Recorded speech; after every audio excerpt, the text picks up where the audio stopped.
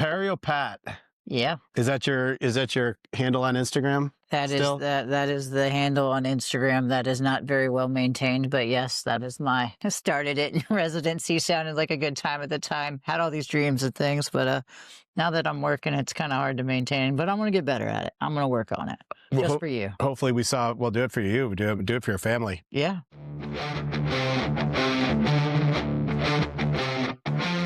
Welcome back to the All In, All On X podcast, where we take you behind the scenes of full arch dentistry, innovation, and the people who are redefining what's possible. Here we go beyond the procedures and into the lives of people shaping full arch dentistry. This isn't just about implants or workflows. It's about the lives we build, the decisions we make under pressure, and the leaders who push this profession forward when no one's watching. Get your head straight, because we're about to go all in. What's up? Yep. I was like, how did we miss that? We didn't. Of course we didn't. Yeah. Because we missed it. Good. No, you're awesome. I know you wouldn't have missed that. Yeah, that was our lifestyle sales coordinator, Miss Bria. I'm not going to give you her last name because all of you will probably stalk her. Mm-hmm. But Bria, you're on the podcast now. On the podcast? You're on the podcast too. It. Yeah. Oh. This is real life. You try to do a podcast and the practice just never stops. But I love you. You might as well come say hi. Might as well come say hi. I mean, since I've interrupted Getting out into the whole world. podcast. Hey, everyone. Hello. Sorry. Oh, sorry about that light right on top of your head. Yeah. It's all right. Sorry. None of us have been in hair and makeup except Bria. That was like 9 hours ago. She has, That doesn't she has no excuse. I look pretty good for no makeup, I think. Pat, you look pretty Not good too too. bad for going on for 11 hours for the day. You guys are crushing it. 11 hours. Has it been 11 hours? Yeah, almost about 11 hours. All right. We're going on 11 hours. I'm going to get back to work. You two get back to the podcast, okay? Wait, Yes, ma'am. I'll be the boss. Get back to work. Yes, sir. Okay, thank you. She thinks she's going to give me orders. I love it. Okay, we are here with a impromptu, kind of last minute pod idea because I have got here a certifiable Board certified. periodontist, which is one word for those of you who don't know, periodontist. And Pat, welcome back. Welcome, Perio Pat. Thanks, I feel like man. I've been talking to you forever. Before we get into this episode of the All In, All On X pod, I want to talk to you about something that I use with all of my patients, Stella Life. Stella Life is a pre and post-op recovery system designed around something that every surgical clinician cares about, healing that actually works. Stella Life's award-winning recovery kit supports accelerated healing, non-toxic antimicrobial patient comfort, and provides a natural alternative to opioids and chlorhexidine without the staining, without the unpleasant taste, and without interfering with fibroblast activity. Stella Life is non-toxic, sugar-free, gluten-free, and is manufactured in a GMP facility in the U.S. It's a system trusted by clinicians like myself who give it away to all of my full arch cases. Trust Stella Life. Less opioids, faster healing, happier patients who know you care. Yeah, we've been talking for like 5 years plus on social media, I think. Patrick Fitzgerald, Gerald Fitzpatrick. It's the only way to mess it up. do less, right? All right. Well, yeah, we've talked on social media for 5 years. University of Florida. Take me back. Dental school, perio. Where are you at now? Yeah, so I guess just compressing the career lifespan thing. Did undergrad in dental school at University of Florida, and then when I finished, I worked in West Palm Beach for about 6 months. Then got invited to come up to Virginia Beach, your neck of the woods here. Worked with John Cranham at Dawson Academy, and did that for about 4 years. After doing all the fun smile design, makeover, cosmetic stuff, got to work with an oral surgeon in the office, started placing some implants. I was like, you know what? I love all this stuff, but want to really dial in my surgical skills and, really enjoyed the perio side of things and saw the peri-implantitis wave and the full arch stuff coming. So decided to go back to residency, got accepted to UF again. Okay. Did all that, had a great 3 years down in Gainesville, and then ended up in Panama City, Florida. So I've been there for almost 3 years now, doing the periodontist thing and Nice. loving it. And now I'm to that point where I'm starting to see full arch stuff, but seeing kind of the slow nuances or seeing little things that I wish could be done a little bit better, more digitally, a little bit more quicker for the population where I'm at. Right. So would love to be able to learn some of these workflows and technologies, bring it back to the area where I'm at, help some more patients, and just learn from the guy that's doing it right. So I appreciate that. yeah, man. Hopefully at the end of this a couple of days, you might still think I'm doing it right. There you go. So periodontist honest. Okay, so a lot of people out there listening to this podcast, you're still, you're along in your career for sure. I mean, you're not a rookie anymore. I mean, you've got your 4 or 5 years with Cranham, who, for those Dawson Academy, John Cranham. He's here locally, Virginia Beach, Chesapeake area. Big guy. And he was kind of like the number 2 under Pete Dawson kind of guy for a long time. Is that right? Yeah. So he was the director for a while. I got to work in his practice for a year and a half, and then I worked at the partner practice down the street for about 2.5 years as well. But we've still been able to maintain a good connection. I was supposed to meet up with him for dinner tonight. We're going to reschedule for tomorrow night. So he had to go do his CrossFit stuff. Because this is more important. No, you're doing this, so he's going to do CrossFit. There you go. Right, yeah. He's got to keep up with his young daughter. So you're a general dentist 4 or 5 years, Dawson Academy, and then perio. So this is probably going to resonate with a lot of people. A lot of people, they're either young periodontists, young specialists, or a couple of years in practice. I think, it all kind of falls in the same boat. But, you're not, like I said, you're not a spring chicken anymore. Dawson Academy is, that's a pretty bona fide certified occlusion academy, right? Yeah. So explain some of your background there with John Cranham and Dawson. Yeah, so it was a lot of the different ways of approaching large cases and smile design makeover, and really just to dial in occlusion and know when things aren't really working out right with bites, knowing kind of where to pause, stop, and take a break, or even before you even start prepping those teeth, right? To, hey, slow down. Maybe we need to look at the root cause of this. So many times in dentistry and medicine, right, we see, oh, broken tooth, fix this. Oh, broken filling, do this. Instead of, hey, what's the underlying cause of this situation? Right. So that kind of taught me to take a step back. But I mean, Spear's great, Pankey, Coyce, all those kind of programs are good, especially for young dentists. I mean, that's a plug for any young dentist getting out as they can. I mean, I was told that from my cousin out in Texas. He said one of the first things, if you're going to go out and do general dentistry, find some type of advanced education to really dial in your occlusal skills, because we all know dental school is just your license to learn, license to drill, right? Yeah, for sure. You get your license to get on the street, but then someone's got to actually show you how to drive the car. You not just pulling in, but parallel park it too, right? Yeah. That's great advice, because I think that is a great point, I guess, a segue. Dental school really teaches, single tooth dentistry. What's the patient's chief complaint? Let's fix that immediately now. In many respects, let's not even look ahead. Let's not look back, right? What caused this, and what can we do to keep you out of pain? It's just, what are you here for today? Okay, that'll be $99.95. Let's fix it. Let's move on, right? So you got a full arch occlusion. I think it's a perfect way to segue into fixed immediate full arch, because I think you're poised and ready to go. You've got your full arch occlusion training with Dawson. You've got your perio training, so you know how to handle a little. You think you know how to handle a little KG? I know my way around some tissue. I know my ways around some titanium. So now we're just kind of plugging and playing and stuff. But the importance of attached tissue around the implants, and just making sure that people are aware of that, and even around natural teeth too. Don't get me started on recession, man. Oh.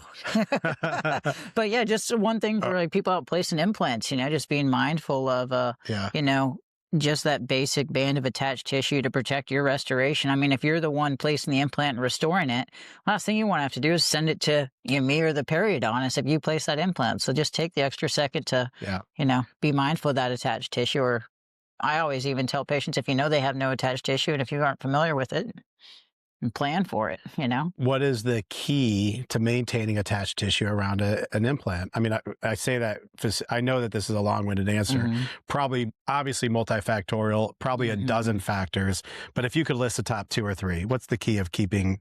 Well, a lot of it, start with the beginning in mind, or they start with the end in mind. Right. So if you already see, you're going to go place it in the posterior mandible and you already have no attached tissue, guess what? You're still not going to have any attached tissue at the end. So maybe we need to look at augmenting before, or finding a way to sicken that tissue at some point during your augmentations, so you can be prepared. But and even during your grafting, using certain membranes and things too, you can start setting yourself up for success where maybe they won't need as much augmentation later on down the road. But for maintaining it, it always comes down to your flap design, flap preservation. We were talking about today when we were seeing your thing. You're like, hey, maybe will just reposition this attached tissue to the buccal, try to help her out, and not have to come back and do a whole nother sedation and surgery. So, Yeah. just planning with the end in mind whenever you start those surgeries, and just really respecting the tissue, I think is a good point. But a lot of the times people are just so gun-ho into just diving into it, or, surgeons are saying, oh, let me reflect this flap, cut this bone. Oh, look at all this excess tissue. Let me trim it off. Oh, no. You do not need to do that. You can preserve that tissue, and it will return. I mean, I've removed buccal exostosis, that long, that wide. I mean, you're talking a blanket that I could stretch over all the teeth, and I just was able to reposition it, and it's amazing. That stuff will tighten right back up, they'll preserve their tissue. So many people are so excess, cut it away. Yeah. Not necessary. The body's amazing. 100%. Except, maybe tuberosity, you have excess tuberosity. Sometimes you get that with restorative space. But other than that, I mean, there's really very little reason or excuse to cut away keratinized tissue. I remember being in a complications lecture up in Baltimore about 12 or 15 years ago. So it was probably 2010.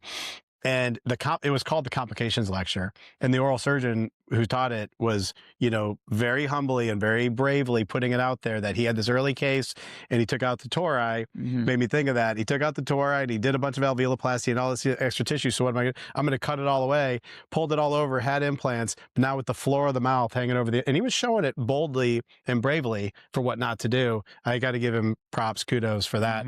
But I was looking at the whole thing, even as a young dentist, going, oh my God, it never would occur to me to cut that off. Right? Because it's gold. You want to keep it. Exactly. Exactly. And you just mentioned tuberosity. Man, you're talking about my favorite tissue bank. Periodontist world nowadays, we're all starting to get into it. If you guys can get into a tuberosity, if there's second molars or wisdom teeth are gone, that's all day. We can use that and graft and graft and graft, and it comes back. That's some of the best tissue. Yeah. So, a little pointer for anyone looking at getting into soft tissue. And there are some pearls there. So today we start with a pterygoid implant, and I am, I'm firmly of the belief that just like any other implant, you need KG around it. So like I was telling you, I was like, normally I'd go into this case and I would first thing I would do is pull this flap all the way back around, because I think too many surgeons on pterygoids, I don't know your experience with that, maybe you could comment, but I think too many people, they put their pterygoids in and they almost leave it open on the distal buccal side, on the lateral side. They almost leave it open back there. And you oftentimes end up with buccal mucosa back on that pterygoid. And I'm like, you got to pull that back. So actually, do you want to comment on our first case? So to back up, Dr. Pat is here at Full Implant Choice for a couple of days of observation. And you just kind of get what you get. And it's Monday morning. Normally we start every Monday with usually a double arch. Now, it's private practice. For whatever reason, we had a patient fall off the books and we moved in a revision, which is a long story, but I'll get into that. I'll let Patrick talk about what we did this morning. I mean, what do we see? So let's hear. You said it was a revision, probably one of your top couple cases that you had to do some refinements on. I'll say she'd been around to a lot of surgeons before you. I'd say not just my revision. I mean, she's been to Charlotte. She's been to another a periodontist. Started with a periodontist and a well-known good GP in this town. And then it went to Charlotte, and then it got to me, and then she had another failure, and then here we are today. Yeah, so, and definitely, like all of our patients, super healthy, no medical issues or complications whatsoever. Right. But, and hygiene, always a thing. But so we were studying models and looking at the CVCT before the beginning, and I mean, definitely not an easy case. And even with most periodontist oral surgeons, they probably wouldn't know where to touch or begin with it. So lucky to had someone with you that could actually go and do something like that. But it literally was one of those things where, and that's what I feel like is getting to a point a lot with implant dentistry, right? People don't have good sinuses, or they can't do lateral windows, or, there's just atrophic maxillas to the max, and they've been through zygos and they've been through pterygoids. It's like, well, if these things aren't healing, what's happening? Where's the patient going to be? Right. Especially if they can't handle or manage a complete upper denture. And that's where knowing what to do. So I know we were looking at going in and we are like, well, we can get this pterygoid, maybe, with the zygo. And then of course, we go in there, the first thing you start to see plaque and bacteria everywhere, trying to remove the prosthesis, all these different things, just a fragile, sweet lady, but just, you can tell she's fragile. Yeah. She's not going to be a great healer. So, as soon as you reflected the flap, reflect the flap, boom. staring at the sinus. And I was even trying No to bone. and I was even, okay. So, and to set the stage on this case, a periodontist did an all on 6, okay, all in the premaxilla. That failed. That was like 8 years ago, maybe 3 years ago, 4 years ago, failed. Went to another city, got quad zygos, no pterygoids, nothing in the anterior, 2 parallel quad zygos. That failed zygo, I think 1 zygo. Came in, did 2 pterygoids, and I had what I will say looked like a good, well-placed zygo or well-placed pterygoid, and that didn't work. So we were coming back to place that again, to place a new pterygoid, because we had already lost one of the previous doctor's zygos on that side, and we really had no more bite. You saw it as the periodontist is my witness, as Pat is my witness.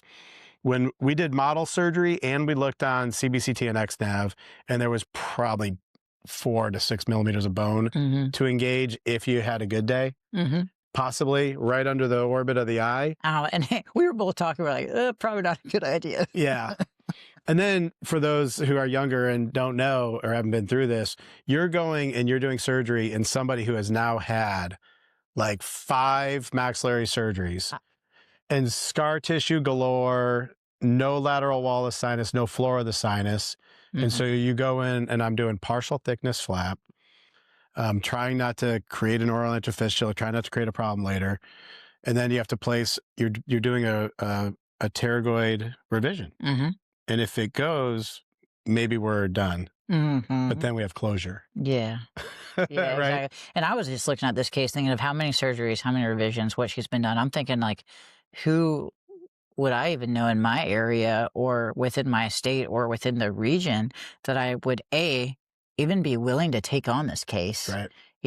And be comfortable enough and have the skills to manage it not only surgically, but also prosthetically, and to be comfortable with managing all those things, the sinus, the tissues, the remote anchorage. And, that's just one of those things where eventually we start finding those limitations. And one of the things that I always think of is when you're getting into implant dentistry too, especially from a beginner standpoint, know when to say, like, reach out and stop instead of just throwing things at it, right? And being mindful, because we were talking about malpractice earlier today too, it's a lot of times, and not treating strangers. That's always like an important thing that you always reiterate too. But yeah, no, thankfully though, you were able to, find that spot and it was tight. Knock on wood. It was tight.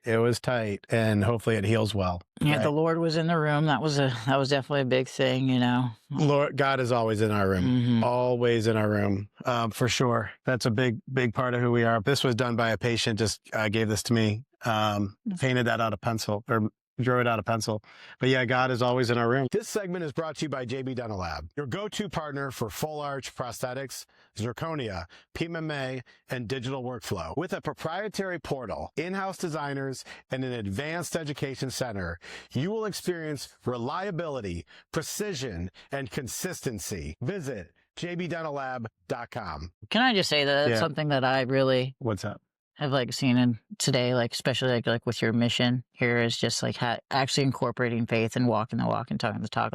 That brings hope for me. And I every now and then I'll do a prayer or something with a patient, especially if I know they're of faith, but to actually be standing out and actually making that, especially to see someone else in their career, right? So you've been through your career, you've been through your stages of it, and now you're standing up for it. Because so many of us out there, we're trying to go through it, but you're trying to be a people pleaser, right? You're trying to be that person for everyone, but to basically stand on that pedestal and stand on that rock and say, this is what I stand for, and to be that person for these people and use that as another way. Because we're fixing teeth, but we're doing more than that too. And to be able to do that from thank your you. perspective, it's pretty cool to watch. So. I think it's in every room. Pat's been following me around all day and watching our teamwork. I think I saw you sit down for maybe 2 seconds, on his feet all day. You don't put chairs in your room. No, I try to get them out of the rooms because they get in my way. I'm always walking around and pushing them out of the way. Sometimes the staff will accumulate more chairs to sit in, and I'm like, where are all these goddamn chairs coming from? trash dumpster. Someone take this one home. You know, I got 3 chairs in this room. Why? Nobody should be sitting. If you're sitting, you're not doing enough. Yeah. You should be standing up always. But no, I appreciate that with the, you know, it's a ministry. I don't know if you've heard me say that before, but it's a way to touch people, and it's a way for, you know, God to touch people through our hands. And a patient, I did that last week with Brandon, I think, but a patient gave that to me and said, you're not doing dentistry, you're doing ministry. And ever since then, it just like, that like hit me right between the eyes. Yeah. When she said that to me, I was like, let's do a reveal. And oh, look at how great we are. Look at how great I am. Look at how great I am. And then, and on my team too, and you're doing this reveal, and she says, and she stops, and just the way she commands the room, she says, you're not doing dentistry, you're doing ministry. And I was like, all the oxygen got sucked out of my chest. Like what? And she says, no, I'm serious. Like, she says, I'm serious. You're giving people back their hearts and their souls. You're giving them their hope, and they can live a better life, and all that through God's hands. And I was like, holy shit. And I mean, I had actually doctors in the room that were watching, and I was like, you know, starting to cry. Yeah. You know, and I was like, okay, I gotta do this for a different reason. Yeah. You know, and it was perfect time, Pat, because it like, that was one of my burnout times. We all get them. Yeah. For sure. Where I was like, why am I doing this? I'm exhausted. Like, why am I doing this? I think it's important too for all of us, and especially to those young docs out there too, because after like year 1, 2, and 3, I mean, it can get exhausting. You can get burnout, and you always need to remember to take a step back. Remember, it's a marathon, and life is a marathon. It's not a sprint. It's not a race. Yeah. I mean, even with, you know, wherever you're at with dating or family or having kids, like, it's a journey, and remember to stop every little bit along the way, right? Yeah. Take a breath in, look around, and enjoy the process, enjoy the moment. Everyone's always trying to get through the associate, trying to get through the GPR, the residency, trying to get to owning a practice. Okay, I'm owning a practice. Now I'm trying to get in the next location. It's like, just take a step and drive forward, but look around and appreciate where you are. Every step of the way. Yeah. Right? Because even during the suckiness of dental school, right? At one point you were sweating trying to get into dental school. So, Yeah. I mean, there's a saying about that. I mean, about, you know, like, at one point in time, you were praying to God that you would be in the position that you're in now, that you're complaining about, or something to that effect. Yeah, it counts the blessing. I think we all do it. We're all like, oh, fuck my life, you know, like, oh, this sucks, you know? Yeah. And then you realize that you actually prayed for this, and you're way better off than you were 3 or 5 or 13 years ago. Way better off, you know? 13 years ago. How old are you, Pat? I'm 36 now. You're probably way smarter than I was at 36. For sure. I was a little late bloomer in a lot of my maturity, for sure. Yeah, I was about 23. I think I just probably finished studying for anatomy. I was ready to go go blow off some steam. I got some great stories though for all my immaturity. Oh God. Oh my God. So well, it makes you better now, right? Like that bumpy road makes it a smoother ride now, and now you hopefully can look back and not be having too much regret. That's what I keep telling my wife. So let's get back into dentistry. Yeah. We're there today. So the pterygoid goes in. So now we got a pterygoid zygo, 2 zygos over here in my other pterygoid. And so we got an all-on-5, and we're going to close it. And then we have to deal with soft tissue. I got a pterygoid to cover. I got a sinus to close. And I noticed that on an old zygomatic, not mine, by the way, was sitting outside the alveolar housing. It had no attached tissue. All mucosa, yep. So what do you think? I did a little thing where I cut far palatal and I transposed it over the implant. Yep. Because I thought I was there today already. Do you think that was a good thing to do? Yeah. No, I thought that was good, especially with your thought process of this patient is, you know, medical history isn't the best. You already know every sedation you do with your anesthesiologist. He's like, you know what, I really don't like having to do this a bunch on her. That's our second. So, so to be able to take that palatal tissue and just reposition it more to the buccal. I mean, a lot of people do that on basic uncoveries of implants, right? Yeah. You just reposition tissue. Yeah. So the nice thing is you're able to kind of do it split thickness though, right? So it wasn't full thickness. So you're able to preserve tissue on the palate. Granulation. Yep. And so that way it's not just bone being exposed to granulate in. That'll help her out a ton. Yeah. And then, just moving that over to hopefully, preserve. It's just like doing a pedicle flap, but it's now just built into everything. The only, The fun was just that sinus there, just staring at us in the face. Go to the sinus second. Did it upset you at all that I took $4,000 out of the periodontist pocket, moving that tissue over? No, man. Are you kidding me? I don't think a periodontist wanted to have to go back and do it. Well, we have all these patients here, and they're high anxiety and everything else. I think anyone in the right mind just wants it to do the right thing for the right patient, especially when it's coming to go do that kind of crap. I know, but I'm being facetious. Yeah, you're helping them out. So we're staring into that sinus, and then we've already got the buccal fat pad was already exposed. I know I did it last time and pulled it. I don't know if the surgeon before me did it before then, but I went up there, I couldn't find any, so we did our best to close that with PRP and good tight closure on that case. We'll see I'll have to let you guys know how it turns out. I mean, how was the rest of your day? Full implant choice. You saw a little bit of everything today, I suppose. Nothing was planned. Yeah. It was sort of an average day, and I think maybe 25% lighter than most days. Yeah, so obviously I'm looking at it from fresh eyes. This is something you do every single day here. Right. So for me, I got to take in how you did your consults, right? How you're able to get in, these consults so efficiently, and to meet with them. And one of the things that I love is your first thing when you sit down, it's not, hey, I'm Dr. Hogan, where's your teeth? It's like, hey, let me connect, figure out who you are as a person, And I've heard you say it before so many times, don't treat a stranger, but also just trying to connect and make sure that they're compatible, right?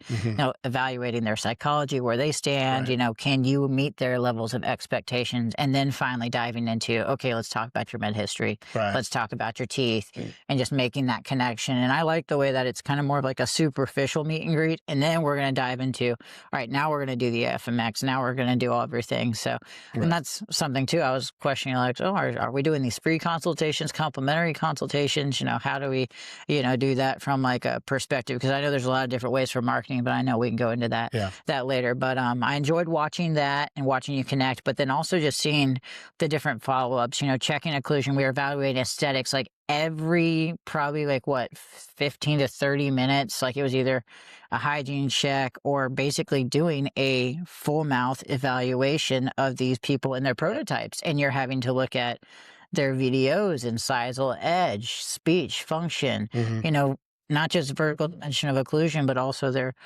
speaking space, making sure that they're getting everything, making sure occlusion's dialed in. So, if people are going in and doing this, they have to be aware of all those factors. So if you don't know how to make a really good denture or no smile design, you do not get started in this, because those are the foundations of this stuff. Yeah. And to be aware of it, and also just know, and also we saw some FP1s, which, by the way, I'm loving that you're getting more into that and starting to promote that and get that information out there, because it's really a great thing. And for people to think it's too complicated, if you do immediate implants or implant bridges, there's your FP1 right there. Yeah. In that sense. So, but the one case that you had there, that was funny. It was, everyone thought her teeth looked good. I looked at it, they're absolutely beautiful textbook. Amazing. They looked amazing. We're like, so you say you don't like, someone's telling me my teeth don't look pretty. It's like, oh, well, who's that person?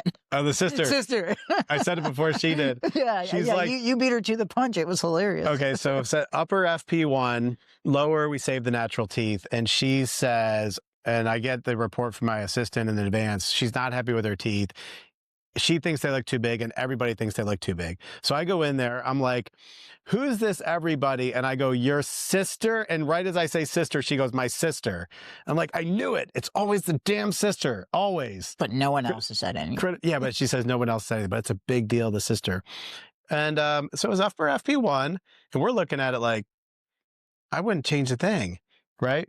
And we looked at her pre-op pictures, and she had these boxy 8x8 centrals, and now gummy smile, and a huge gummy smile. And we ate up the gummy smile with the extra 3 millimeters. Yeah, the teeth look normal. Now when she smiles, you see gums, but you don't see smiles at rest. And anyway, you can imagine the other picture. But going through the psychology of talking to people all day long is so important. Well, and that's something I feel also in dentistry, right? And that's where sometimes dentists with their spouses, sometimes they don't get that connect, because here we are pouring our mental energy talking to these people every single day, giving it our all emotionally and everything else. And the one thing that I feel like we have to stop and do too is remember to save some of that for the people that matter most in our lives. Because I'll get home. Did my wife send you? Dude, no. Seriously, my wife is probably making sure that I got to make sure she's going to watch this later. So I got to make sure I'm saying all the right things. I'm aware of it. You're getting points right now. You're using this to get to your wife. She's home with the baby right now for a couple days. I'm sleeping on a bed without any care, so I got to make sure I make it up to her somehow. So that was good. But in seriousness though, like we pour out so much just talking to people, and it's important to be aware of that, and also to have that decompression time after work. But also to just remember where we're at with that every day. But because no, it is taxing mentally, absolutely, and that's where burnout I think also really comes in, and not to let it get to you. Or what is it? Never let them see you sweat, at least in the chair, man. Because or my favorite thing when the patient, you had to switch from being your charismatic Hogan to a straight shooter in one of the consults, right? Oh, that guy from the beach from the Outer Banks. There's nothing against him. It's just when you're met with a straight shooter, you gotta. Yeah. Well, you try to you got to match. You got to kind of match. You got to supersede their personality or at least match it, because you always want to be in charge in that room. I never try to do treatment in a room that I'm not in charge. Like if I don't have control over that room, you're in a bad spot. So in other words, if you walk in and you're going to let the patient dictate the mood and dictate the energy and tell you what to do, you're in the wrong space.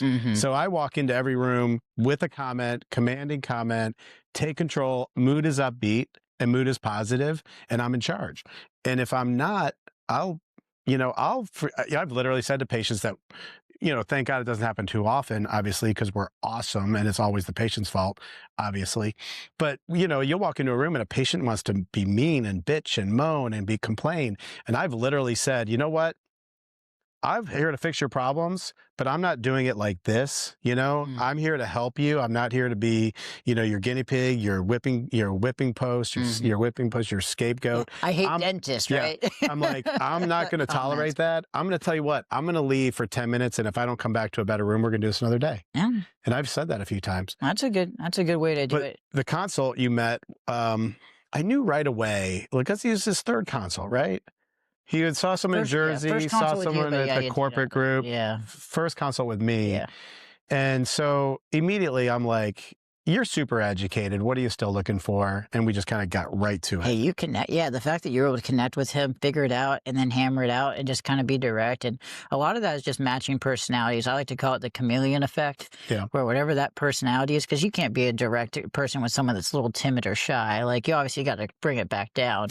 And that's where, a lot of, knowing people's, disc profile personalities, if you've been familiar with that. I know Harlan does a lot of teaching with that. But, just being mindful of where people are at too. I don't even know how we got on this subject, but we were talking about the psychology of different rooms. Oh yeah, just having to obviously switch our brains, but bouncing back and forth. But learning the technology workflow. What we were talking about too was how back in 2012 and earlier, a lot of these workflows really weren't possible, so it was a lot more complex. You were having to work with the pros. You're having to do multidisciplinary action, and it was a lot of work. You're doing analog pickups. You're pouring models. Like, you want to have a lab right next door in the same building. It made it very complex, and now to be able to get the appropriate technologies and digital workflows, it's easier to do a reprint or a redesign, and let's do some adjustments and do that. And that's what I think is going to start to evolve more, and what's going to make this a little bit more accessible with 3D printing and everything else. And that's where you and even Cranham's doing a lot more digital workflows and stuff, which is really cool out there. So really excited to see the evolution of that, and how it can also, these technologies can make this level of dentistry more accessible to the population, to other doctors. For sure. But I want to, tag onto that, or caveat, is that you have to understand prosthetics. You have to understand tooth setup, design, occlusion, because no amount of money or technology is gonna do that for you. And patient management and communication, setting expectations, because I saw a lot of that. Every post-op you saw, it wasn't just like, oh, hi, bye, how's your tooth looking like it's a crown? It's like, No, every time you're having to overlook and understand this Yeah. stuff. And I mean, there's difference between people doing this once or twice a month and knowing that patient's going to come back. They see him on the schedule. They're like, oh, is it going to be a good appointment? Is it not? No, like when you're having 5 or 6 of those come in every single day and then dealing with the complications of like, and being able to own those complications, screws are going to fracture. So like knowing your supplies, making sure that whatever company you're working with is going to be in business in 10, 15 years from now and that you're going to be available. Yeah. I think that's the one way you went over that other consult because you're like, hey, I'm still going to be here in 5 to 10 years. I'm not a flywheel of rotation of doctors type thing. I think that's important for patients too. Hey, if today's conversation is pushing you to think differently about full arch dentistry, that's exactly why we built the Atlantic Implant Institute. This isn't just a weekend course or a set of disconnected modules. The core continuum is a purpose-built curriculum. It's designed to develop full arch surgeons and prosthodontists, not just expose you to a little content. From boot camp fundamentals to advanced prosthetics and digital workflow to remote anchorage and FP1 philosophy as well. We teach you structure, judgment, predictability, didactic, hands-on, type it out, live patient cadavers. We teach business thinking required to make it all work in real practice. There's nothing like it anywhere in the country because this was not built to be common. Learn more at theatlanticImplantInstitute.com. Continuity of care and maintenance is a real thing in full arch, and there's a lot of corporate groups out there and even other corporate groups that don't even have a maintenance program, or like the doctor's not even expected to be there an average of 2.4 years, right? There's like this attrition and, they cycle on. Or even family practices that they do just a couple of arches a year, and there's nothing wrong with that. I'm not you got to get in somewhere, but teach your hygienist what they're looking at, because the hygienist is like, what do you want me to do with this? In fact, locally here, we started putting on a seminar for regional hygienists, and it's been like, hygienists are like, sign me up. I want to come. Like, we filled the room at the Institute now 3 times already this last year. I'm going to be starting my hygiene study club soon. I'm excited. Yeah. But like, hygienists are like, what do I do when I see an all-on-4, So. And just to provide that care is huge. Yeah, it's a big thing. And this guy, one of the things, he wanted me to match him on price somewhere, but we squashed that very quickly because we pointed out all the differences. Yeah, you have to definitely differentiate yourself from what they're comparing. And one of the main differences Pat's talking about is, hey, I'm still going to be here in 2 years or 10, probably, God willing, 20. I don't know.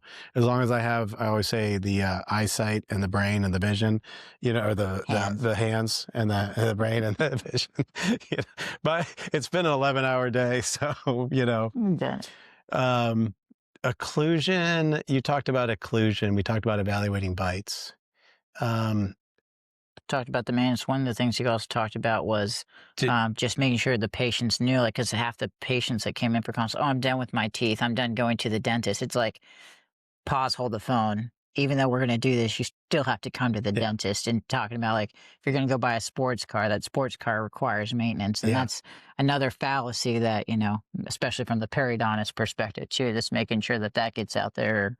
Yeah. That you got to maintain people doing teeth. this are telling the patients that you got to come back. We got to maintain teeth, but also, and at what cost too. So today, I think I saw 4 consults where I recommended we save a lower arch of teeth, or maybe at least 3. The periodontist was happy to see that. I did it just because you're in the room. I was about to say thanks. Just because you're in the room.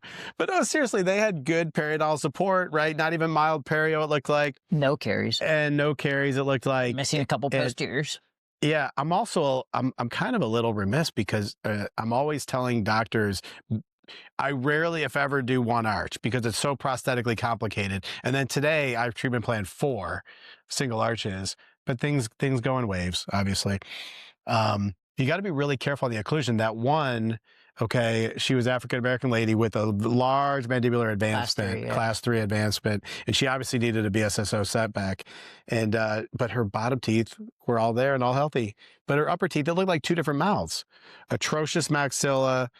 I'm not going to say perfectly healthy because we didn't do x-rays. I told her it's highly likely you have cavities down there, but I don't see anything so gross that you're going to extract. Or I didn't say this, but I don't even think root canal. So it's like, I don't even have a root canal on the bottom and all the upper teeth are bombed out. And I'm like, are you okay with a underbite? And we explained it, talked about it. Because I can't fix your underbite if I don't do your lowers. And she said, I've been like this for 37 years, 39 years. So just help me be out of pain and have full set of teeth. Right. And then we spoke later on about it. It was like, well, yes, we're just going to kind of put her back. So she's still going to look like this. But if she wanted to have that Hollywood smile and that lip support and that flange, you couldn't do it fixed. You'd have to do some type of bar over locator over. And that's where it goes into conversation flows into. Maybe not everyone's a candidate for fixed. Maybe we need to consider bar over dentures or doing flanges, doing some type of locator, something or another, knowing where to look out, because those are pitfalls that are happening in a lot of full arch practices, or that can lead to patient doctor, expectations being missed. And I've done it with traditional crown and bridge too in the past. I've got some people that were bulldogs in appearance, big class 3s, and I did just their maxillary arch, and they were perfectly content to keep the 6 millimeters of underjet, just shooting out. But they knew what to expect from the get-go. You got to be very careful when you're doing full arch consultations. I'm talking to listeners out here, Pat, you already know, but when you don't treat the lower arch, you get very constricted in what you can do in the maxilla and how much cosmetic display you can have and things like that. And that happens with smile design makeover too. You're doing a full mouth rehab. A lot of these educational CE places, they start with the position of the lower anteriors, because if you don't have those teeth in the right spot, it's going to indicate everything. The most important tooth setup to me in the entire mouth is the mandibular central incisor. That's where most people start. Always. If you don't know that, check out some courses. Come check it out. Well, I know some people that, they wax dentures and they still are design teeth digitally, and they set 8 and 9, first, and then they figure out the bottom. I think functionally we set 24, 25 right. And if we do it correctly, 8, 9 look amazing. If 24, but that sets the tone for the entire occlusal scheme, as far as I'm concerned. And the mandible does. So a lot of times if I have a patient that's missing all their teeth top and bottom, or they need all their teeth taken out top and bottom, hands down, but they can only afford one arch, I'm usually, doing the bottom arch first, or that's the fixed arch, and the upper denture. But today was quite the opposite. It was kind of an odd day. The other thing that I want to point out about today is we saw final records on an upper FP1. We saw a 6-week wellness check on an FP1, and we probably treatment planned in consults 2 or 3. So what's important about that is I'm always trying to tell young docs that they don't have the ability to treat everybody until they do FP1, because I tell them 25 to 35% of your patients are going to be FP1, and they don't believe me. They think, oh, it's going to be this like 3% of my game, 5% of my game, and I can wait to learn. As a periodontist, I mean, what do you think the statistics are on that? Am I high in that number? I just feel like a lot of it comes down to setting expectations and what your practice is like, right? And like for most general dentists, for most practitioners, them trying to catch that, as well as price, right? So 2 FP1s versus a hybrid or the all-on X, sometimes they like to think, oh, maybe cost is going to be better one way or the other. Because I did my residency. I think I maybe did a handful of those cases. I know some residents graduated and didn't do any. So it's really challenging if they don't even get that exposure. But also I like to think of too, like, why is all this full arch stuff becoming so popular, right? Why is this happening? Why are these corporations coming out and they're able to do what they do? And I want to know what your answer is, but I know my answer, I feel like, is a lot of it comes down to the almighty dollar, the cost. Yes, it's a profitable, big, quick procedure, but also on the other perspective, when you look at a full set of teeth and every other tooth has a cavity, every other tooth has endo or needs endo, when you start adding that up, I mean, you got, 12, 14 teeth up top, grand every tooth on top of that with root canals and buildups and everything else and bridges and pontics. You're looking at a full mouth rehab plus some. And even then, these people have had bad oral hygiene, dry mouth, all these things. So that's where I feel like it's building up so much. But what do you think about all that? I feel like that's sort of the cost comes in. The full arch business game? Yeah. I think it's been sold. I think that there's this perception that it's easy and that it's super profitable. And, and it can, profit, let's start there. It can be super profitable if you know what you're doing, because if you if you F up the pros and you're doing too many revisions to get to finals, or you're never finishing teeth, you will not be profitable, especially long term. In fact, you'll probably be losing a big chunk of your backside. Your ass is gone. Time and chairside. Oh, chairside. Just constant revisions, can't finish teeth, bad Google reviews. Now you're in litigation. You got, the dentist up the street wants to turn you to the board, and it just goes downhill from there, and you're losing profits the whole way. So it's very profitable if you understand pros. And a huge part of understanding pros is connecting with people, setting expectations, and coaching. Because we should get more into that in a second. Mm-hmm. But the first part, okay, I said it's easy, it's profitable if you know what you're doing, and it's easy. Is it easy? Again, only if you understand pros, and you can get people to a final result quickly. The problem is the marketing out there. There's been this. I think the bubble is bursting, thank God. But everybody the last 7 or 8 years is like, I'm going to make a living just being a full arch doctor. I'm going to come out of dental school. I'm going to come out of perio. Mm-hmm. All I'm going to do is fixed immediate load full arch, or the all-on-X that they call it, procedure. And they haven't really invested in the education, and they haven't really invested in, what it really takes to do this. Mm-hmm. So they think, well, my daddy's got big pockets, or I'm willing to borrow a lot of money. Open the all-on-4 treatment center, buy all the equipment. Let's start marketing. Let's get a marketing company to start funneling patients in here, and we'll be all set. And I think a lot of people don't realize the work that it takes. So I think to get to the bottom of it, answer your question, I think we're leveling out a little. I think people are starting to realize, and I think private equity money is realizing that too. Mm-hmm. Because the private equity money is starting to dry up a little bit. Mm-hmm. They realize that, we don't have a business here unless we have Adam Hogan. Mm-hmm. It's not like you're investing, smart companies. It's not like you can just buy like a plumbing business that's doing like a couple million and then, grow it and add more plumbers. It's a little bit different in dentistry in our profession for sure. Smart investors invest in businesses that don't really need one key man to grow. They've already got systems with people that are replaceable if they're a problem. That's how big business grows. Mm-hmm. So I think a lot of that money and investment is drying up. I think we're still going to have a huge amount of interest in full arch because it's exciting. Mm-hmm. We're touching people's hearts and their minds, and that's way better than doing a crown or a root canal. Mm-hmm. As far as excitement level goes. Well, I mean, hey, those are still wonderful things. Don't get me wrong. And doing a root canal, getting someone out of pain, it can get some big hugs and tears of joy as well. So, I mean, I don't mean to downplay any of that, but no, it's definitely life-changing. But that's the beauty of dentistry. Even sometimes fixing a front tooth can be life-changing, not to, play anything against any of our, general dentist colleagues. But it's definitely something, though, that you want to be prepared for. You want to make sure you really know what you're getting into before you start diving into it. And my tidbit to all the residents out there, if you're in perio, you need to go be hanging out with the pros guys. If you're at the pros guys, you can go hang out with the perio guys. Yeah. Same with everything with the oral surgeons. It's always good to kind of connect and grow and build those relationships and get that cross-education, because once you get out, kind of on an island, you got to go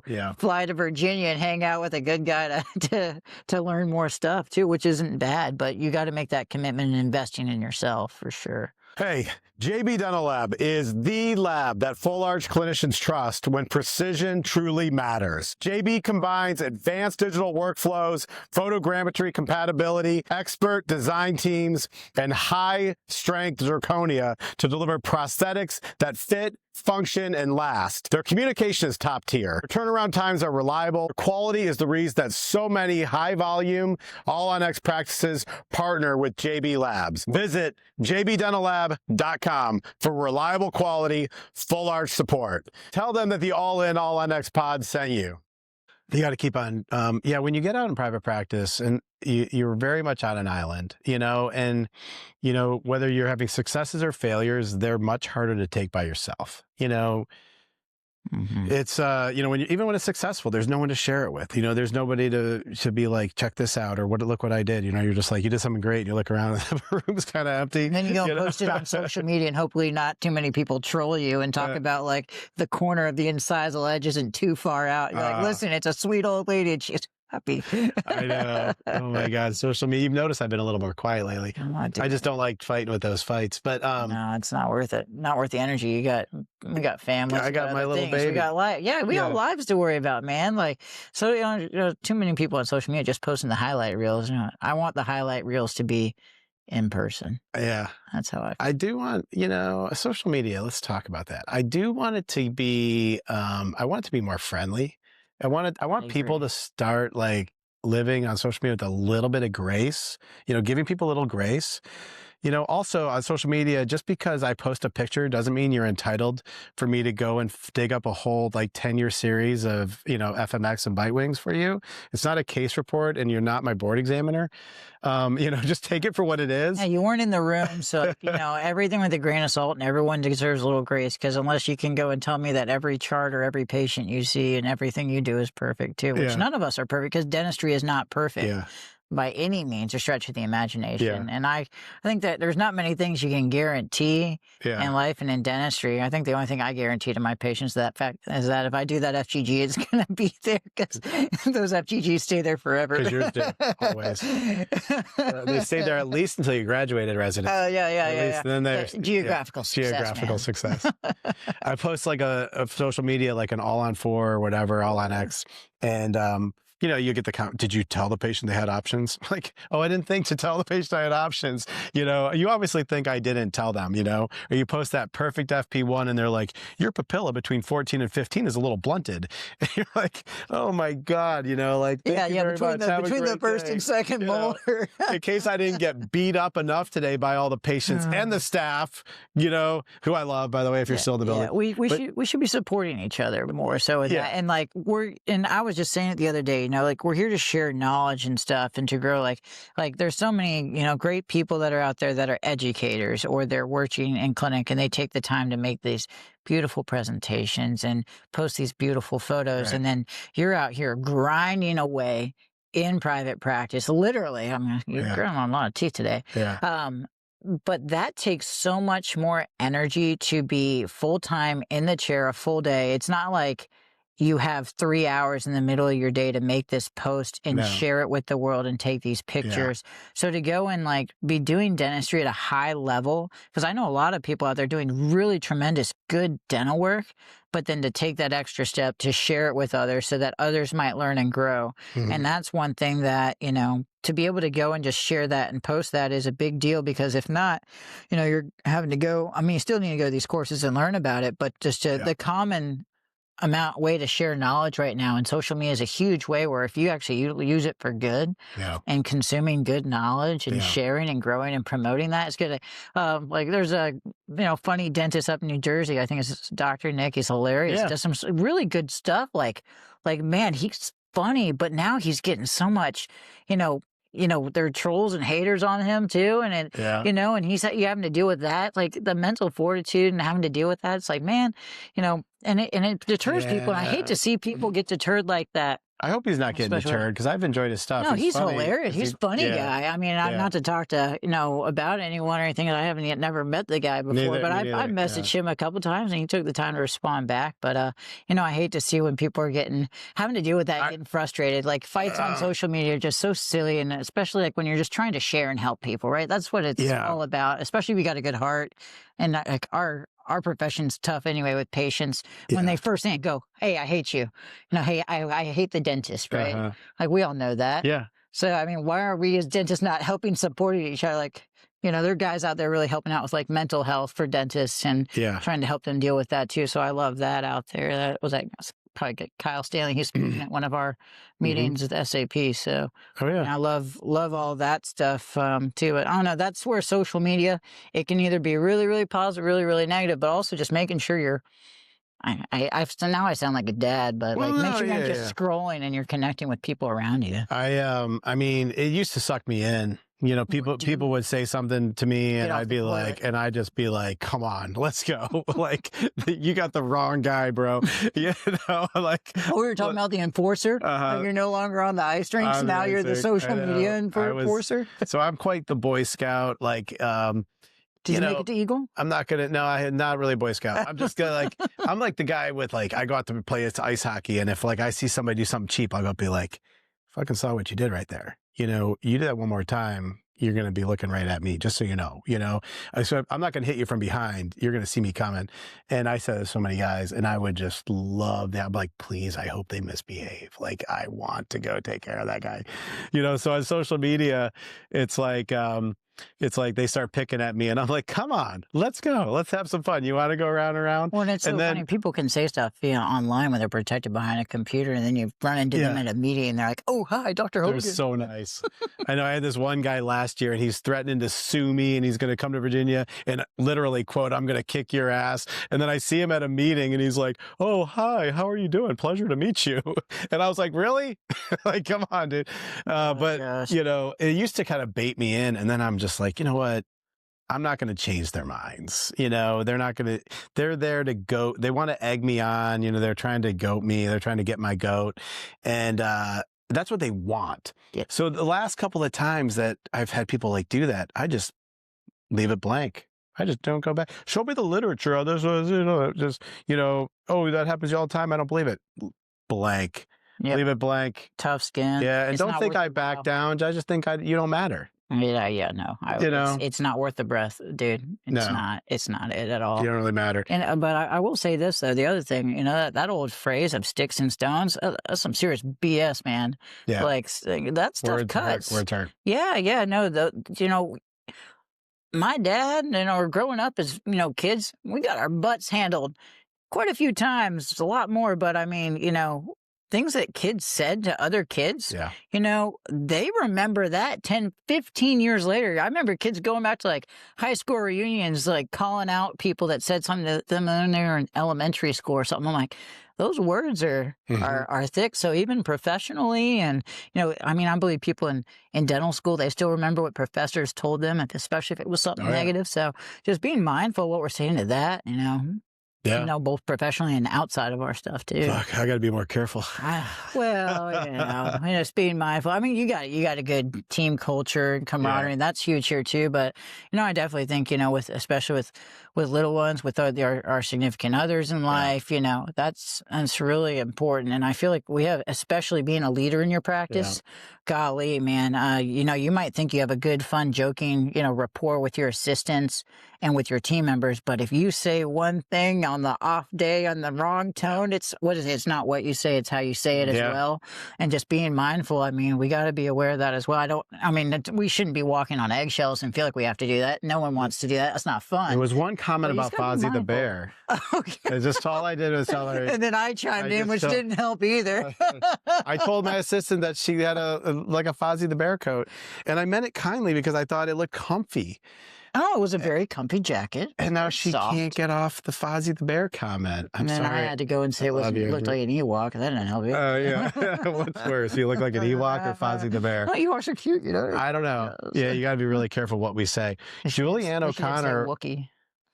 Julianne O'Connor, it's funny you said that about the way people perceive things, because Julianne O'Connor, who was a consultant of mine, and with Michael Keating in Influence Dental, she actually said on the pod, told a story, or maybe it was right before or after that pod, but she said, what you say can affect people profoundly different, and you don't always know how it's going to affect them. For example, a father has 2 children and says to one child, and the child says, hey, Dad, I got all A's. And the father says, well, what about this one B? Okay, that's it. To one child, that kid's like, oh my God, I have to work harder. I'm going to go, and they get straight A's for the rest of their life. And the other child, they go, oh, it's not good enough for my dad. I guess all these other 7 A's aren't good enough. And they go and they start, bombing out of school for the rest of their life.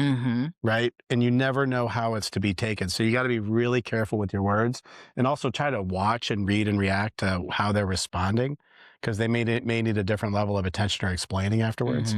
Yeah. But that was great, Julie. That was from Julianne. It really made me wake up and realize, what am I saying to my child, especially my youngest? Right? Because he's so impressionable. You saw the teams. You mentioned the teams a minute ago. This just popped into my head. You've been here just one day, and I didn't have enough time to explain some of the systems that are going on here. Did you gain any insight or appreciation into that watching the teamwork? Yeah. Watching, your two surgical assistants work was really good. They had great camaraderie, and they just kind of knew the flow, knew what to expect from you. That was really, really smooth. And then even with your, data and consult assistants too, like they kind of understand, your expectations, what you're looking for, and y'all were able to kind of make things, flow really nicely. And just having that set up and having those workflows, knowing what data collection is, that allows you to kind of save more time, be more efficient, and still get what you need done. And that'll allow you to obviously communicate with your lab too. But and even all the way from your treatment plan coordinators too. They were able to kind of, had the data set up, had the patient set in there. They were able to review all those expectations, because I see it a lot. And this is where burnout can come in too, is empowering your team members to have those monotonous conversations that allow you to be more efficient with your time, but also to not get as much burnout. I've seen it with periodontists and with general dentists. General dentist explaining what a filling crown is, periodontist having to explain what gum disease is, what an implant is. Empowering your team members not to diagnose, because they know not to do that, and hopefully they shouldn't, but to at least educate or preheat and let the patients know these are the different options that the doctor typically recommends. Or do you have any questions before the doctor comes in? Or, here are the models. Do you have any questions about that? Because that can really help us kind of calm down about burnout, or me not have to be like, I'm about to explain what an implant is for the 6th time today. It's this titanium screw fixture that goes into the jawbone. And it's only 9:30 in the morning. I'm like, oh my God. We only have so much air in our lungs. Let's try to save it for the stuff like the actual conversations. I try to go, my part in saying that is the dental implant is a way for you to have a smile and regain your life again. If you need to know any basic details on that, this is your girl. Okay. Do you trust me to do it? What do you really need to know? Yeah. I mean, I think I've done that explanation so many times in front of my assistants. I think they're sick of hearing it, so they kind of lead in and say, "Hey, we already kind of gave them the explanation," which is great too. Yeah. But I still think it's important though, especially in my world when I'm doing single onesies, twosies, patients haven't had anything, or they aren't coming or knowing if they want to do that implant or not, for them to at least have the basic foundational knowledge of what an implant is. It can't get a cavity, but it still needs to be brushed. They still need to be cleaned and maintained, can affect disease, especially from my world of every little P. gingivalis is the enemy. The nuance is, I noticed when I handed you, we were doing a pre-op for a upcoming surgery, and I was going through medical history, and I was just initialing this page, and I handed it to you, and it was my standard prescription pages, and just that little thing saves me so much monotony. Of I just initial which antibiotic I want, and then, or like a quick scribbly, like initial here, pain med, steroid, whether I want that or not, muscle relaxer, and I start crossed out the rest, and I just go to my team and I go, put them all in, and I have to go and approve them later. Yeah. But putting those drugs in on the computer, that's probably going to take 20 minutes. And what doctor has 20 minutes if you're treating more than one patient a day? Absolutely. So those little things of reducing monotony, I can't emphasize that enough. And preserving mental energy. Yeah.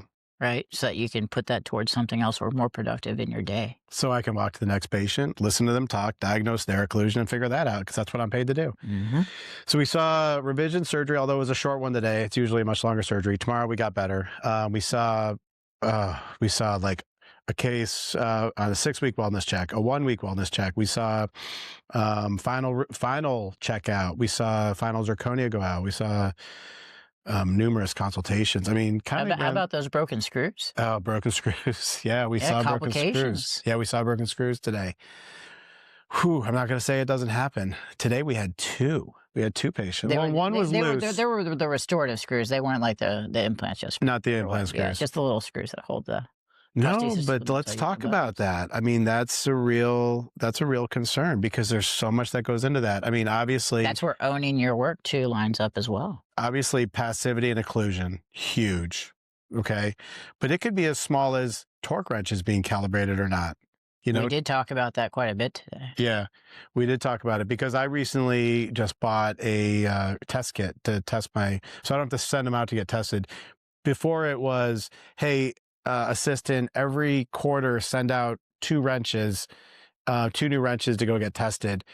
And was that really happening? I don't know. Do they forget? Are they Should really we follow rotating up with our systems through, on things? And I'm like, I do so many screws that I just want the ability to be like, let's test them. Let's test them all before we use them. Make sure they work. Yeah. But there's so many little facets of why is that screw loose or broken. And you can't just narrow it down to one. I mean, you go all the way down to sintering, and you could have a passive impression on your photogrammetry, but just the processing, the finishing, it could be anything. The patient wearing the night guard. Night guards, that's right. All of that stuff. Airway. There's so many things that go into that. And people online, they want to go, well, what screw are you using? That's your problem. Yeah. The one that was manufactured for the multi-unit. If you ever get online and you say, I had a Dess or a Rosen or a Vortex or a, Badger, whatever break, you've got 1,000 people going, you're using an inferior screw. You should be using this screw. It never breaks. Dude, you have like so many followers. I'm kind of afraid to get excited. Everyone's about, who's this guy? What? I'm just saying, like, gosh, now everyone's going to know who I am. Now, I've been living on the radar for so long. It's been great. I like talking to you because, you're an up and coming, you're, I don't want to say average Joe, but you're just out there on the streets, killing it in perio, and you're up and coming in the full arch world. And there's a ton of listeners, there's more listeners like you than there are like me, for sure. Okay. Like getting into the game, doing more, you're a perio practice, right? You've got some referrals. Yeah, we are a traditional perio and implant practice. We treat a lot of peri-implantitis. We do a lot of soft tissue, but we do a lot of immediate implants. Yeah. We see patients that are edentulous or going that way and they need full arch stuff. Right. And we typically have to work with our general dentist or our, local pros. But a lot of the times, that can be challenging, or the general dentist doesn't know where to start. So then we have to pick it up and, try to help guide them in that direction or be that person. So that's kind of where I want to be, because I can help more of my GPs and help the population by offering these services and guiding things better. I get referrals. I mean, half of my business is referrals. Half of it's probably direct to consumer marketing. And it's I have a newfound appreciation. I mean, it's been several years now that I've been getting referrals, probably more than 5 or 7. But I finally got a newfound appreciation for what the specialists deal with. Right? Yeah.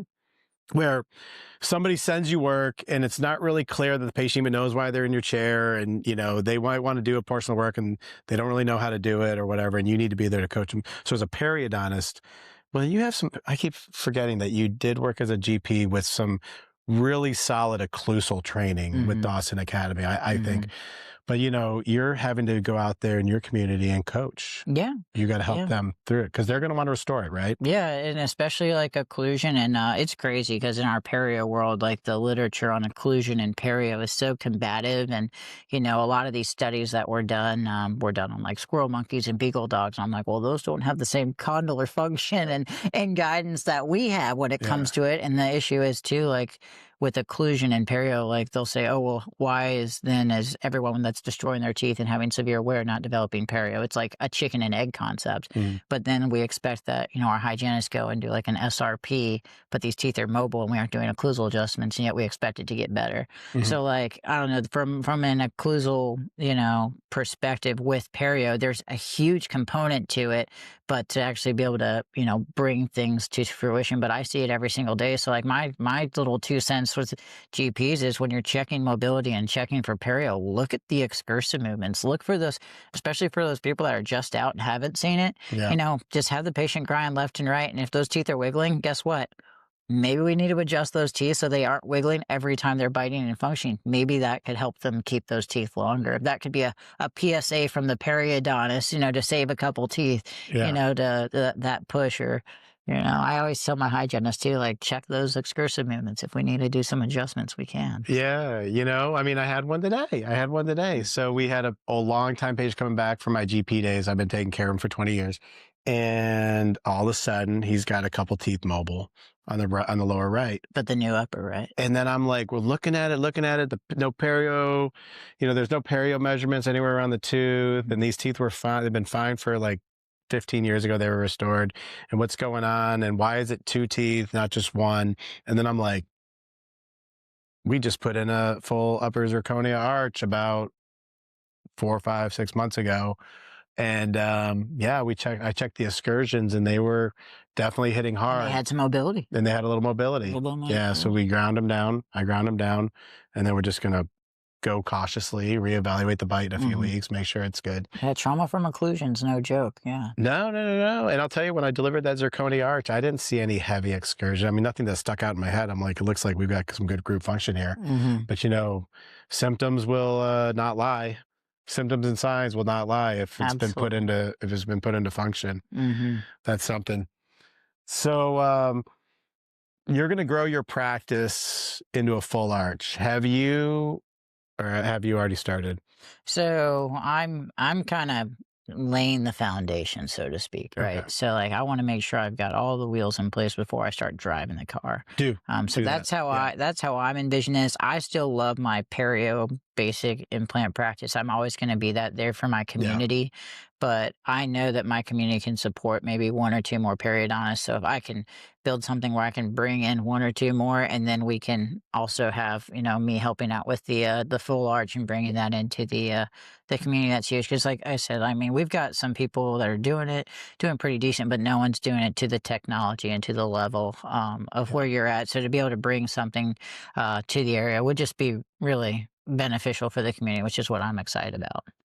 I think you're going in the right direction. You're going to be at our technology, our digital workflow module in March. You're going to be at our business in April. So I think, I'd say those are the 2 most important modules, but it's sort of like, what's most important, limb on the body, right? You need the basic, you also need the FP1, you also need the remote anchorage. But if I was to take 2 classes and I was looking at full arch, assuming I already know basic fundamentals, I'd be doing digital and business, because that's where you're going to make all the mistakes. I'm glad that you said you're going to make sure you have all the wheels on the car before you try to drive it. I get calls all the time. Hey, I'm ready to go full arch. What marketing company should I use? How much money should I spend? I get that question all the time.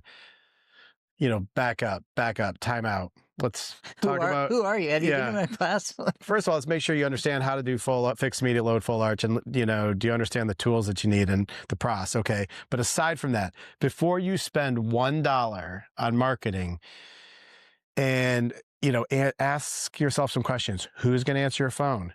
Do you have some kind of a script? Do you have some kind of rehearsal? Have you practiced? Do you have some kind of systems? What's going to be your algorithm for moving down the train? How are you going to move them? Well, let's get to the back end too. But how are you going to, before you try to attract a phone call, how are you going to handle it when it rings? And that's not just that simple. There's a whole... Do you have a script, right? How are you going to answer, like...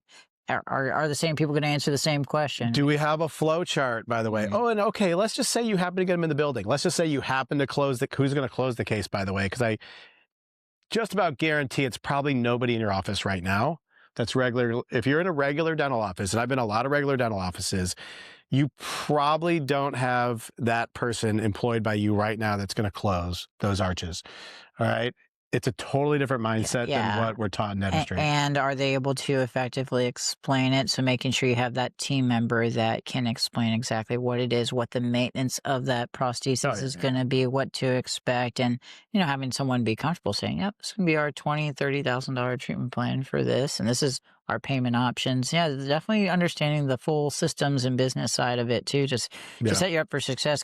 And on the flip side, you could be an amazing surgeon. You could know all the prosthetics. You could have all the implants. You could have everything set. But if you don't have the team and the groundwork to do it, what are you really doing here? You're getting your swings at bat. You're connecting, but it's not going anywhere. You're just going to be wasting money. So I like your approach, and a million of you people out there listening to this, you need to be doing it the same way. Yeah, 1 million doctors out there. Okay. Yeah. This is a 200,000. This is a poppin' podcast, man. 200,000. Wow. It's going to be out there forever. So over the course of time, all 12 people will eventually hear it. I think I made a YouTube video like in 2016 when I first graduated dental school. I think it now has like maybe 900 reviews after. Your mom keeps on showing it off to yeah. This is my son. Let me show you. I just keep watching. I've already seen it, Miss Fitzgerald. I want to see it. I'll show you again. Everybody gather around. 901. Yeah, exactly. That's hilarious. I'm just saying, like, everybody needs to learn what they're going to do with their systems before they start spending money, right? 100%, or before you start marketing it. And that was my thing is I am going to be starting to market more of this in the summer. And, I want to make sure I was prepared for it, as well as having a baby coming along the way in the summertime. So make sure I got a couple things hammered in before some sleepless nights and whatnot. And, gosh, there was one other thing I was going to dive into with the marketing and stuff. I don't know. I'm just drawing a blank. Bring it up. Oh, yeah. You don't remember? No. Oh, it'll come back to me in like 2 seconds. People, you wanted to ask me how much per arch does it cost? Everyone always, how much did I spend per arch? How much was it? Yeah. Which is a question that I absolutely loathe and despise. Like, how much does it cost per arch? I don't know. No, your favorite question. How many arches do you do? That's my second favorite question. How many arches do you do? Yeah. Who cares? The next one. I don't know. The last one. I think, for me, it was more so for my practice going into full arches to make sure that we're maintaining the perio implant side and that we're adding like a secondary thing, and then I'll be kind of taking over the full arch stuff, but still making sure I have the team to manage the perio, because I'm not going to close down my perio specialty thing. That's still going to be necessary there. So bringing on team members that can help me with that, like other associates. Which I think brings up another great point. A little advice to, the young doctors out there and the newbies is a little diversity in your practice is a nice buffer. It's a safeguard to market fluctuations, because full arch practice, I don't care who you are. I don't care if you want to do 5 a month, but all of a sudden you have 3 months of 0, or you want to do 20 a month and all of a sudden you have 3 months of 5s.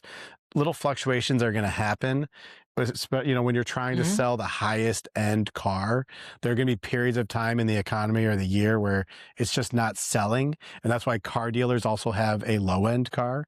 And, that's why in the market, you don't just always invest in, energy stocks. We've got not everything's Bitcoin. Array. We got crypto. We've got, the bonds. We got the stocks. We got the securities. We got all this. We got freaking mutual funds. We've got indexes. You diversify your risk in investments, and diversifying your risks in perio is very important. Absolutely. That's important. As well as, when I first got out and was working at West Palm, I met a prosthetist. He's a really nice guy, very talented, could do amazing things, but he was literally live, breathe, and die by the full mouth rehab.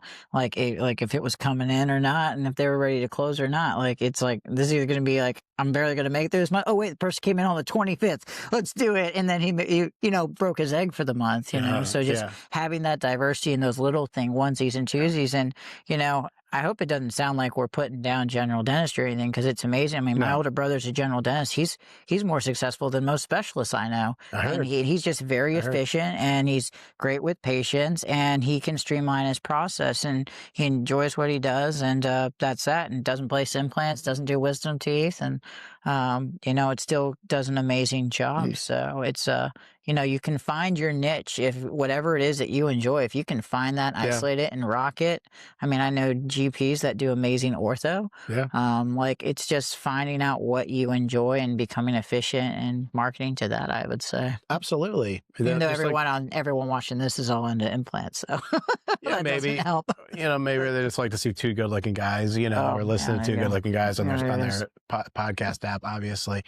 But you can make a lot of money in regular dentistry for sure. And, it's all in how your systems are in place and what you're marketing for. You can sit down and, prep 12 or 14 crowns in the same amount of time you can do a full arch. And if you have systems in place, digital workflow, your profit margin is about the same. Right. So, and you can make a denture, and you can make many more dentures, and especially with digital workflow, you can still make a killing. That's a game changer over these last 5 years. I'd say it's huge. I don't think this should be all about money, but since so many people want to get into implants because of money, I think it really needs to be said that there are other avenues to go to do that, and you really have to find your passion. But please, if you do it just for money, you're going to be miserable. If you do it for money or number of implants or arches you place, you're going to burn out. You'll lose passion, you'll lose purpose for sure. So we probably should wrap this up soon to get to dinner. I got to ask you then, Is Florida football going to turn around next year? What's going to happen? Dude, I hope so. I know we got a new coach, Summerall, so we'll see. We'll see if Summerall, Summer none. So we'll see which we got. So, but no, I'm excited for it. I'm hoping to make it down for a game. Maybe go to the Ole Miss game or something. Be a good time. That would be fun. You know, I was there when the Tebow days were rocking and rolling. So I'm a huge fan of Tebow. Yeah, I love Timmy Tebow. T. He's a good dude, doing a lot of amazing stuff still. So, you know, definitely different than the glory days, but it was nice to see some good football. We'll see what happens here in the championship with it. This probably get aired afterwards, but you know, excited to see. I just hope the NIL doesn't totally mess up. It's a new day and a new world, man. Anything can happen. Oh, it is. Anything can happen with college football. Oh. It's not ever going to be the same game, and I'm fully in favor of paying players and whatnot. And I had some friends at Michigan that were like college athletes, and I know what they go through, and it's a full-time job times two. And they deserve it, and they're bringing so much money in. But it has changed the simplicity of the game and the loyalty and allegiances in the game. It makes it challenging. It makes it really challenging because, I mean, you look at like Miami, the fact that started, that I noticed the first game when they played Notre Dame is I think they had 17 of their 22 starters were transfer portal players, right? And I think you're just buying a team. But, you know, I'm not dogging on Miami, guys. I'm not dogging. It's just, it is the NIL, though. It's just an example right there of the NIL. But you're a blue chip program. I'm not a Florida fan, but I got to think Florida's coming back. I mean, it's a blue chip program. So here's a commitment I'm gonna try to make to you. Okay. If I go down to this Ole Miss game at Gainesville, would you want to come join me? I'll see a good college. I need a date. An SEC tailgate. Yeah. And I can sneak you in and have you meet some of the Perio residents and Pros residents. Sign me up. If there are Perio residents there, I can't wait. Work it. It'd be fun. Yeah. Do a little, nothing like an SEC tailgate. I can throw that out. No, yeah, for sure. Don't challenge me with a good time. I got challenged to go to Montana and go fly fishing. I was there in like 4 weeks. If I have the date available, and I would definitely love to come because I love football. The connections. I can put you on some tailgates and we can get to the game. Oh, dude, I love it. And I'm not like, you know, everyone's like, oh, you went to Michigan. That's the only. I'm like, whatever. Michigan's awesome, but just I want to see a great game. I want to see a good game. I want to see good fans that aren't a bunch of a-holes, you know, and having a good time. We got some good fans in Florida. We might wear some jorts and some overalls, but we look good doing it. We have some fun. All right. I'll make you a deal as long as I don't have to wear jorts. Okay, that's fine. That's all right. All right, guys, we're going to continue to follow Perio Pat on Instagram, and your website on your practice is what? Bay Implant Perio. Bay Implant Perio. Evan, put up some screens on this when you record this or when you cut it. Bay Implant Perio Pat on Instagram. You're obviously well established as a dentist. I mean, this residency, you got experience on your belt as a GP. Residency was fun after working as a GP, by the way. If any GPs are debating about doing it, after you get some steps in, residency is a totally different life. I'm sure it is. Than the dental school grind. That's why I didn't go to residency initially. I thought it was going to be like dental school. But after you had some work, I mean, it was so much more. You got a little real world experience. The real world really helped a ton. Yeah. Really brought a different perspective to it. Nothing will make you mature more quickly than having to, like, you know, cut your teeth out there, you know, so to speak. I had a buddy who did the same thing, Brando. He said it was so great. Oh, for sure. It makes it much easier. I mean, I think you're well on your way. I'm going to be ecstatic to watch you build your systems and grow your systems. I mean, I saw a periodontist here last year, and he's just, all he's doing is full arch, an oral surgeon too. And he was just trying to get his practice to like be able to support his referral base a little better. And now all of a sudden he's like, you know what, forget it. We'll just do the whole thing, you know? Wow. And I think that you're heading in that direction. Yeah, I'm excited. I'm proud of it.